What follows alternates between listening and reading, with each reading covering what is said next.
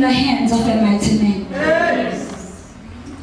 For God has given you a mandate. Yes. The nation is dying. Oh yes. No mama bandla ekhona. But you see, into eyenza ibandla wena. Because there cannot be a church without a family.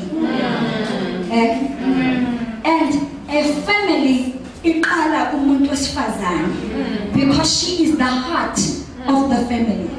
Uma ngabe ifamily iheartbeat yakhona inenkinga, kubheka zonke izinto ezikhona ekhaya kuze kuphumele nasebandleni. Hallelujah.